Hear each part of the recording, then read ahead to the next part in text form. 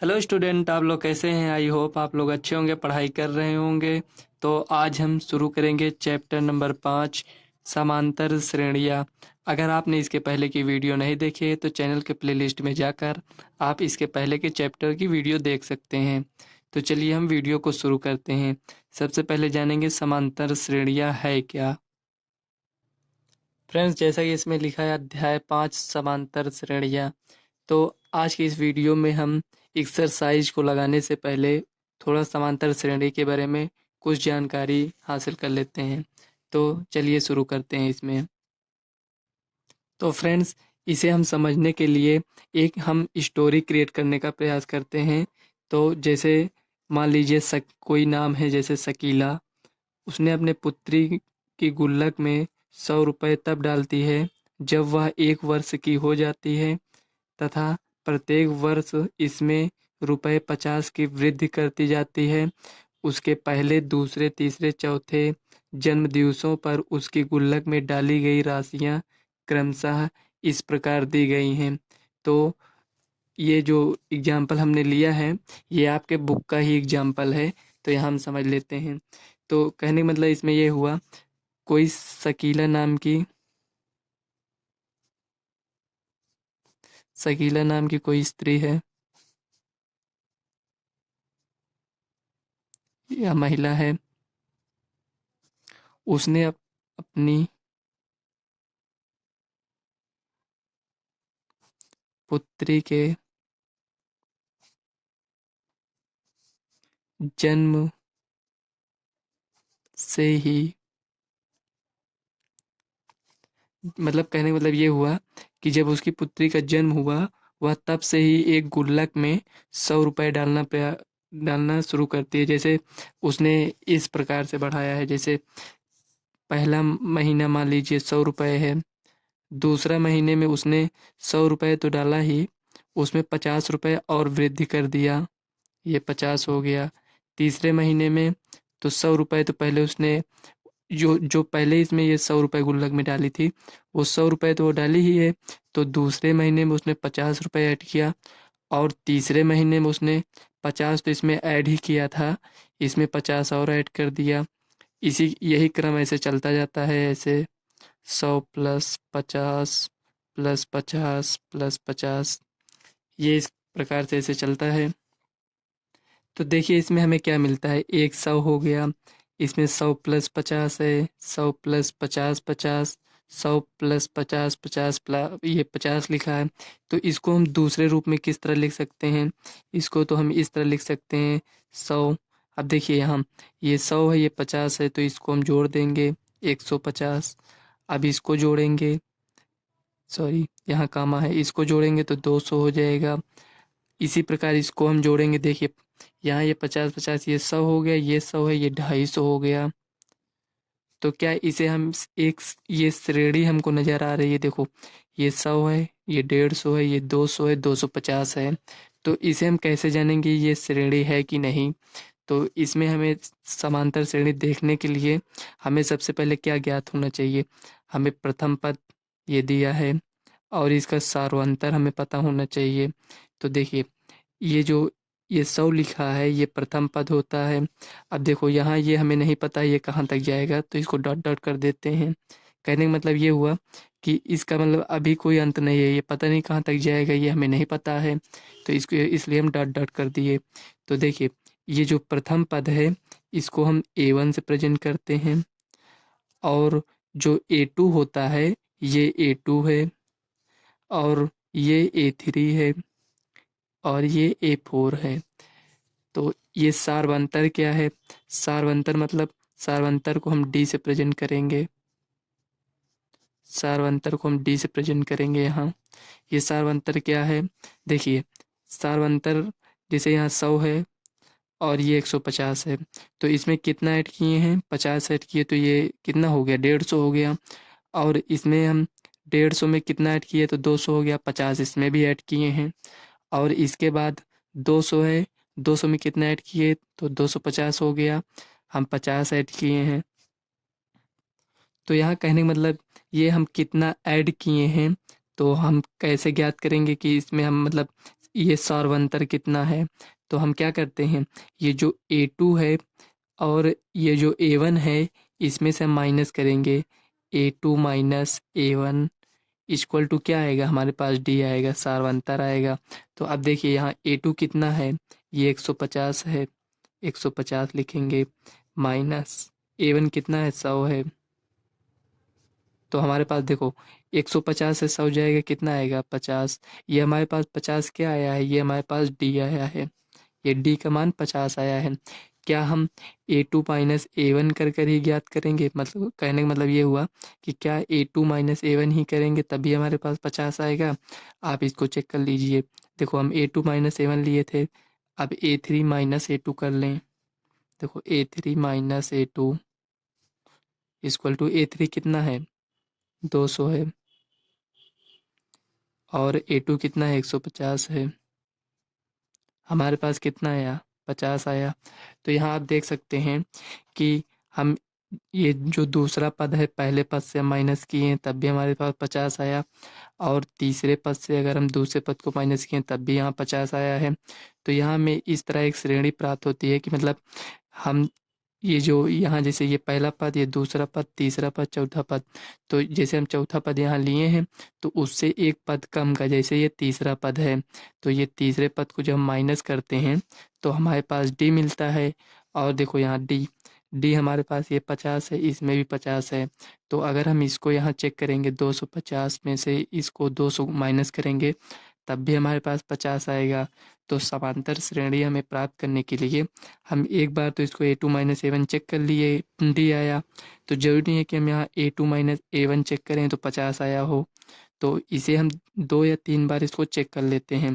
जैसे A3 minus A2 कर कर चेक कर लिए, उसके बाद A4 माइनस A3 कर कर इसको चेक कर लेंगे। जब ये सार्वंतर समान आएगा, जैसे इसमें भी 50 ऐड किए हैं, इसमें भी 50 ऐड किए हैं, और जो ये निकालेंगे A4 माइनस A3, इसमें भी 50 ऐड करेंगे, तो देखो इसमें भी सेम आया है। तो कहने का मतलब ये हुआ कि यहाँ जो ये लिखा है 100, 150, 200, 250, ये समांतर श्रेणी होगा। क्यों होगा, क्योंकि इसमें जो सार्वंतर है इसमें समान आया है। तो समांतर, यहाँ में एक बात पता चलता है कि समांतर श्रेणी होने के लिए हमारे पास ये जो सार्वंतर आता है ये सब में समान आना चाहिए। मतलब चाहे हम इस पद को लेकर इससे माइनस करें, या इस पद को लेकर इससे माइनस करें, या इस पद को लेकर इससे माइनस करें, या आगे जो पद दिया रहे उसमें से हम उसको माइनस करें, तो लेकिन हमारे पास सब में डी समान आना चाहिए। सार्वंतर को डी से प्रेजेंट करते हैं। अगर आपको कोई डाउट होगा तो हम सवाल को सॉल्व करेंगे, वहाँ आपका डाउट क्लियर हो जाएगा।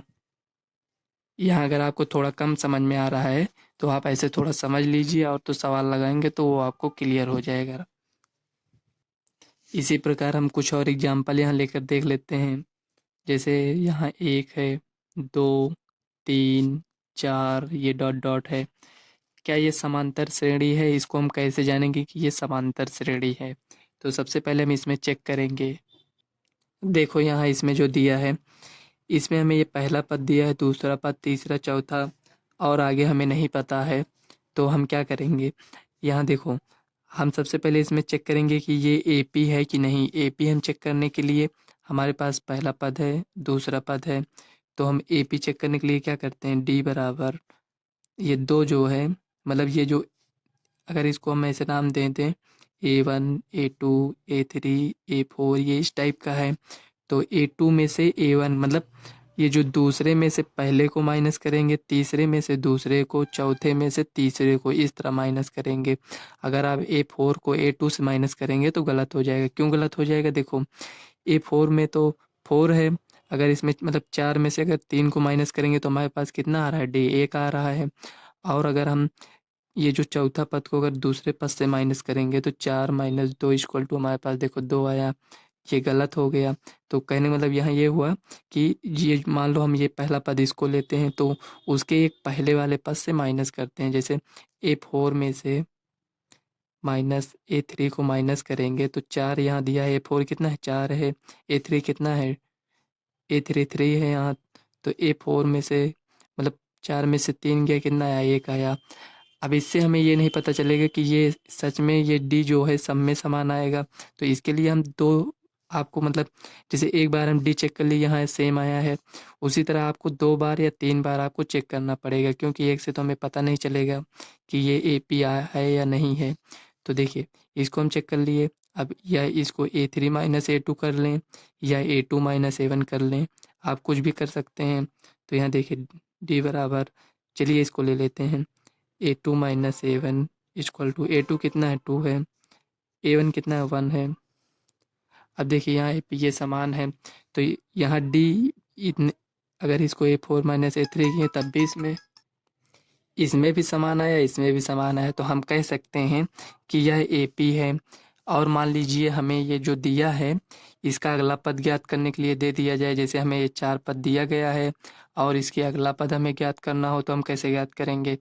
तो अगला पद ज्ञात करने के लिए, चलिए अगला पद ज्ञात करने से पहले हम एक एग्जाम्पल लेकर और इसको अच्छे समझ लेते हैं। अब की इस बार हमने एक एग्जाम्पल ऐसा लिया कि जो AP ना हो। इस एग्जाम्पल को आप देखिए, देखिए ये पहला पद है, ये दूसरा, ये तीसरा, ये चौथा, ये पांचवा, ये छठवां पद है। तो इसको हम नाम दे देंगे A1 A2 A3 A4 A5 A6। तो अब हमें यहाँ देखना है कि ये AP है या नहीं। तो इसको हम क्या करेंगे, A2 माइनस A1 करेंगे या A3 माइनस A2 करेंगे। तो किसी एक को हम लेकर ऐसे चेक कर लेते हैं। जो लेंगे पद, जैसे ये वाला पद लिए तो उसके एक पहले से माइनस करेंगे। तो देखो ये A5 है, माइनस A4 करेंगे तो 3 माइनस 2 इक्वल टू कितना आया 1 आया। अब देख लेते हैं एक और D निकाल कर क्या उसमें भी ये सेम आता है। यहाँ हम चेक कर लेंगे, इसमें से इसको चेक कर लेते हैं। A2 minus A1 equal to 1 कितना, ये 1 है, A1 कितना है 1 है। अब देखिए यहाँ हमारे पास 0 आ गया। तो देखिए ये D इसमें 1 आया है और ये जो D निकाले इसमें 0 आया, इसमें सेम नहीं आया। तो हम कह सकते हैं कि ये जो पद इसमें दिया है ये एक समांतर श्रेणी नहीं है। समांतर श्रेणी का शॉर्ट फॉर्म को AP इस तरह लिखते हैं, यही समांतर श्रेणी है। तो हम कह सकते हैं कि यह AP नहीं है। तो इसमें कहने का मतलब, देखिए जो यहाँ पॉजिटिव वैल्यू आया है ये 1 1, तो मतलब ज़रूरी नहीं है कि ये जो D आपका आएगा पॉजिटिव ही आएगा। D आपका निगेटिव भी आ सकता है, शून्य भी आ सकता है, पॉजिटिव वैल्यू भी आया है, हो सकता है आपको भिन्न के रूप में भी मिल जाए। तो इससे आपको नहीं घबराना है कि मतलब इसमें पॉजिटिव नहीं आया, निगेटिव आ गया है। तो मतलब D जो आएगा, तो अगर वो AP होगा तो जो जैसे यहाँ 1 है, मान लो यहाँ -1 होता तो D जो दोबारा हम निकालते उसमें भी -1 आता। तो मतलब सेम आना चाहिए, कुछ भी है जैसे पॉजिटिव निगेटिव। मान लो यहाँ शून्य होता, 0 होता, यहाँ भी 0 होता, तब भी ये AP था। तो हम आशा करते हैं आपको यहाँ तक कोई डाउट नहीं होगा।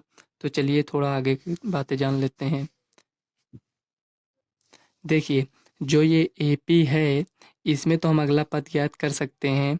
मतलब जब ये AP हो गया, हमें पता चल गया कि ये समांतर श्रेणी है, तो इसका हम अगला पद ज्ञात कर सकते हैं।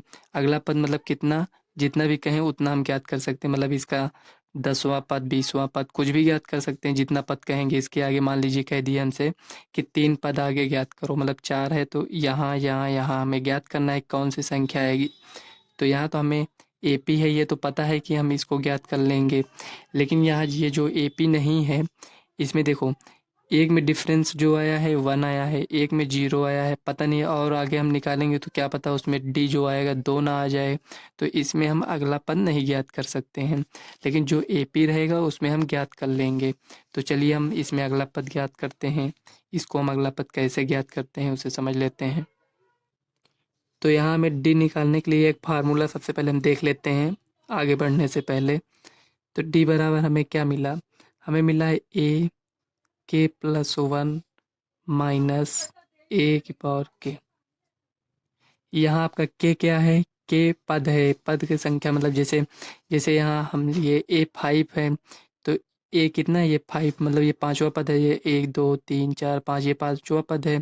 तो A5, तो ये जो 5 है इसको यहाँ लिखेंगे 5 एक 6 और माइनस करेंगे तो यहाँ देखो कहने का मतलब यहाँ ये हुआ कि यहाँ देखिए आपने क्या किया था, यहाँ जो A2 माइनस A1 लिखे हैं, तो ये जो A2 लिखा है यहाँ पर, आप इसमें से -1 करेंगे तो यहाँ हमें क्या मिलेगा 1 मिल गया।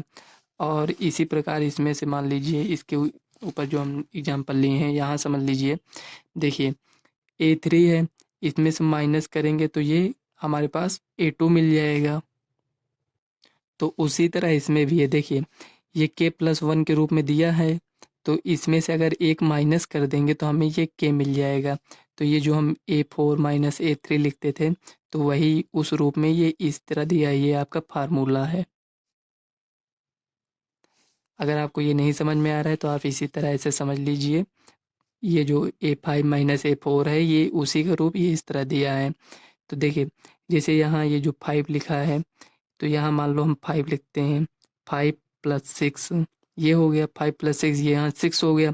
तो एक माइनस करेंगे तो यहाँ क्या हो जाएगा, 5 हो जाएगा। वही इसमें है, देखो 5 है, 5 में से एक माइनस किए तो 4 हो गया है। अब यहाँ आप देख लीजिए, पहला जो हम ज्ञात किए थे यहाँ, ये हमें पता चला था ये AP है। तो इसका हमें अगला 3 पद मान लीजिए कह दिया कि अगला 3 पद हमें ज्ञात करना है। ये वाला, ये वाला, ये वाला तो हम कैसे ज्ञात करेंगे, चलिए यहाँ इसको हम नोट कर समझ लेते हैं। देखिए 1 2 3 4 ये हो गया। 1 2 हमें 3 पद इसका ज्ञात करना है। तो हमें तो ये पता है कि ये AP है, क्योंकि ये हमने अभी सॉल्व किया था, हमें ये पता चल गया AP है। तो इसका अगला पद ज्ञात करने के लिए हम क्या करेंगे, देखो जिसे 1 है हमें मिल गया, और हमें सार्वंतर कितना मिला था, D।